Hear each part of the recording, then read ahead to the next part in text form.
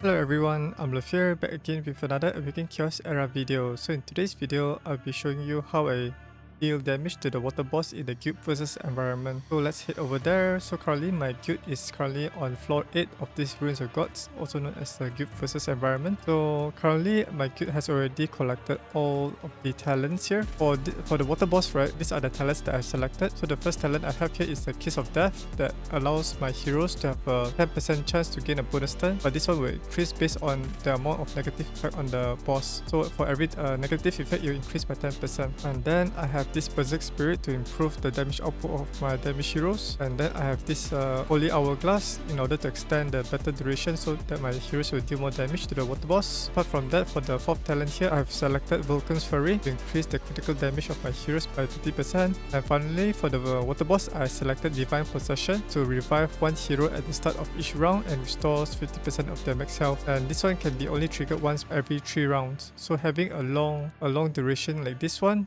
will benefit Divine Possession because you'll be able to revive your heroes and then they'll be able to do some damage. Alright, so here are the 4 heroes that I'll be using for the water boss. I have Mytheasia, Abaddon, Urzag and Boolin. Mytheasia is here to revive her allies in case they get killed by the boss GvE attack or the frost debuff that deals true damage to your heroes upon taking their turn. Abaddon is there to deal as my primary damage dealer, to deal damage to the boss as well as to apply the negative effects from his A1 or basic ability, so that everyone here will be able to benefit from the Kiss of Death talent, because every negative effect increases the chance to gain bonus turn by 10%. Then for Urzag, he's my support damage dealer here, because he can apply the increased damage taken debuff to the enemies so that my heroes will deal more damage, as well as he's capable of applying the no positive effect to prevent the boss from applying the shield to himself. And then for the fourth hero in the team, I have Boolin here. She's there to strip away the shield buff that is cast by the boss, as well as to deal some lightning damage to the enemy each time my heroes deal damage to the water boss. And for the spells, I'm using Agile Leap and Gaia's Renewal. Agile Leap is to provide additional turn to my damage dealers so that they can deal more damage, and Gaia's Renewal for supplementary healing. This one is quite useful when your heroes are just revived from either the talent or Mytheasia's revive, then this one will provide additional healing to boost them up above 50% health, as well as to provide the heal over time buff so that they can heal themselves using Mytheasia's trait.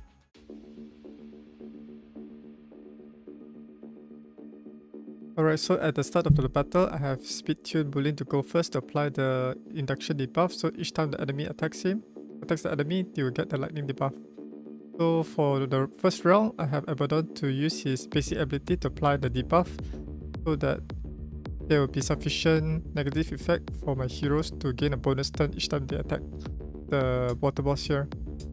And then I'll use the Agile Leap on Mytheasia's turn to provide additional bonus turn to my Abaddon to use his ultimate ability to extend all of those debuff duration there.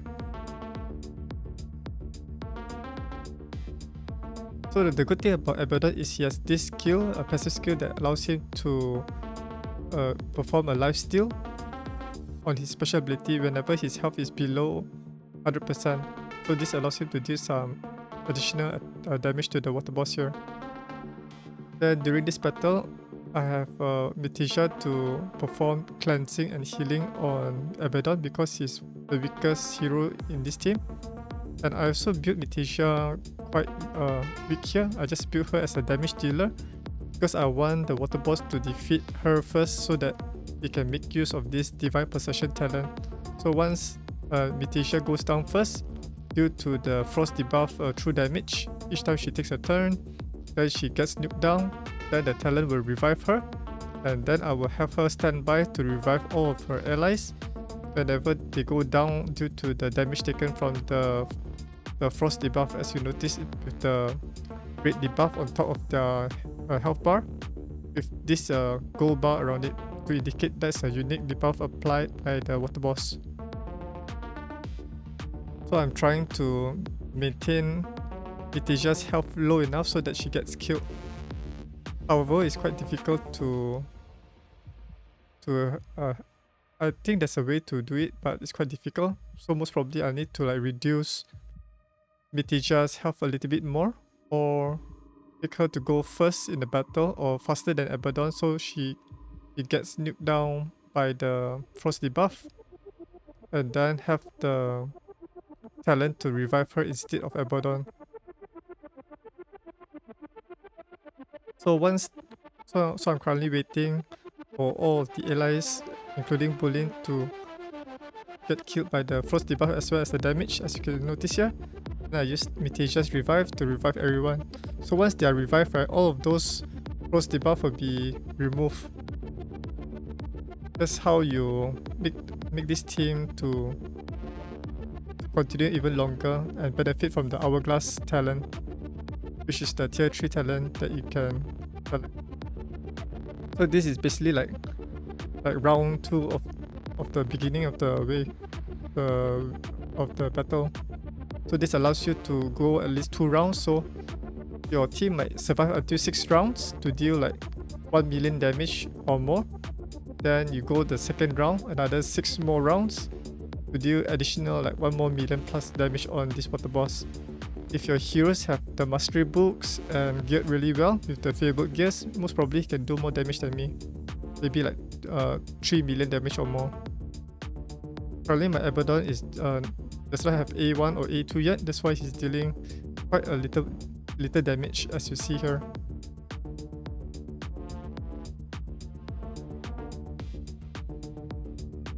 And most probably to make this team working better, I would gear Abaddon in a revival set to allow him to heal from upon taking his turn, because currently I have both Boolin and Urzag in a revival set to allow them to heal, so that we can have Mytheasia to go down first based from the damage dealt there.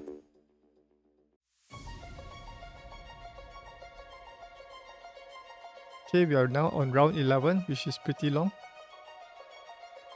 However, I think there's ways to optimize this team to do even more damage while lasting even longer. Currently, my Abaddon is dying way faster than I expected here.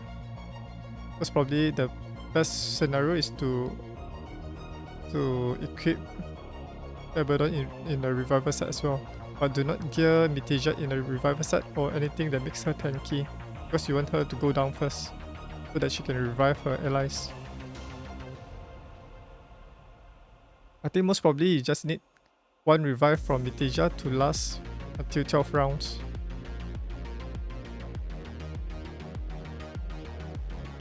Alright, the battle is going to end closely. We are reaching close to round 50 now. Okay, Mytheasia goes down again. Hopefully we can get the talent to revive her at the right timing, because we need her healing from her trait as well.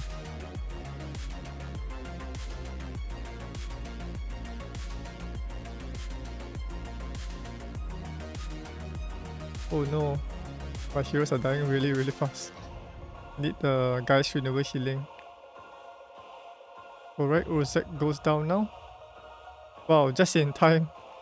But my Mythesia's revive skill is not ready yet, but we have already reached like round 50 now. So I think the maximum revive you can use for Mythesia is only like close to around in the mid of the round, like round 6 or round 7. So that's it for the video walkthrough. So let me show you how I gear each of the hero so you can get a reference point on how to build this team as well. Alright, so here is my first hero in the team, who is Boolin. He's picked to go first in the battle. Here are his overall stats. He has around 6,200 attack, 100% critical rate because he's a damage dealer, and 216% critical damage, and he's picked to go first with 170 speed.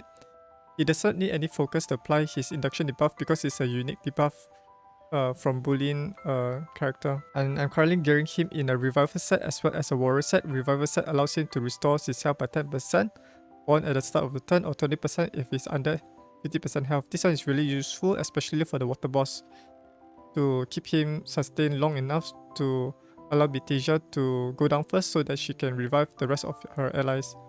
And warrior set is to boost up his attack, because his induction debuff, right, is all based about his attack stats. So I think it's this one. No, I think it's this one. His charge I think this induction debuff deals damage based on caster's attack upon taking damage. So whenever the enemy takes damage, then it will deal damage based on Boolin's attack stats. So build as high amount of attack stats rather than critical damage to benefit from Boolin's induction debuff. Let me quickly go through the equipment stats here. So this is the weapon with some critical rate, speed, focus and health. Ideally this one should be attack percentage for more damage. And then this is the helmet with some attack, critical damage and critical rate. And this is the chest plate with some triple roll and critical rate, critical damage and attack. This is a attack boots with some critical rate, critical damage, speed and health. Health is also quite useful because it also boosts Boolin's shield. No, I think Boolin's shield is based on his attack stats. And then we have this attack ring. Rather than a critical rate or critical damage ring, attack ring is much more beneficial for this type of heroes, especially for heroes that applies ignite, bleeding, and those debuff that deals damage based on attack stats like Boolin here. And this ring has speed, critical rate, focus and resistance. Ideally this one should be a critical damage so he can deal more damage through his skills. And finally this is a attack necklace with some critical damage, critical rate and health and flat stat attack. His glyphs and abilities are all maxed out. I've already leveled him up to level 70 to improve his base attack stats. He does not have any mastery books, so you do not need him to have any mastery, but having mastery books on him will boost up his attack stats even further, maybe reaching around about 7000 attack with the render stat up 1 and render stat up 2. Alright, so let's move on to the second hero in the team, who is Urzag. Alright, so this is the second hero on my team, who is Urzag. He's speed tuned to go second to apply his debuff. So he has around about 3837 attack, which is quite not that great. It's pretty low in my opinion. It should reach around about 4000 or 4500 and above. He has around 100% critical rate and 200% critical damage. He has focus, around about 58.5% focus to apply his debuff.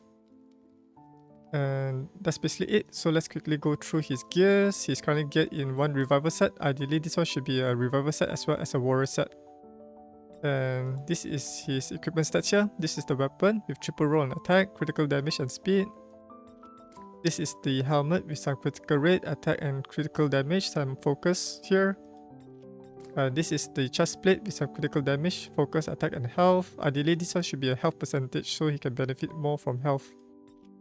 And this is the attack boots with some critical damage, health and critical rate and some focus. This one is quite good for him because health also allows him to tank the damage dealt by the enemy. And this is a critical rate ring with some attack, speed, focus. And finally this is a health necklace. I wonder why I chose health necklace for him. Maybe it's no wonder his attack size is pretty low. Most probably I will change this to a attack necklace and provide him with sufficient critical rate and speed so that he's speed tuned to go second in the team. Alright, maybe I think I missed out this one. Alright, so his glyphs and abilities are all maxed out. He doesn't have any mastery books. As I mentioned earlier, if he has mastery books, he'll be able to deal even more damage. Alright, so let's move on to the third hero in the team, who is Abaddon. Alright, so this is my Abaddon. He currently has 4530 attack, 161 speed. His speed tuned to go third in the team, 100% critical rate and 263% critical damage, and around about 70% focus. So he needs some focus to apply his debuff to prevent the boss from resisting it. Okay, so I'm currently gearing him in a curse set and a raider set. Curse set allows him to have a 35% chance to launch a bonus attack, and raider set is to boost up his base speed. So currently this is the gears that I use for the guild boss as well. His glyphs and abilities are all maxed out, so let me quickly go through the equipment stats. So this is the weapon with some critical rate, attack, critical damage and health. Health is also pretty useful so that he can tank the damage and recover through his passive skill. And this is the helmet with some critical rate, critical damage. Ideally this one should be an attack percentage. And then we have the chest plate with some critical damage, attack, defense and health. This is a attack boots with some speed, defense, critical rate and health. Ideally this one should be critical damage for him to do more damage in the long run.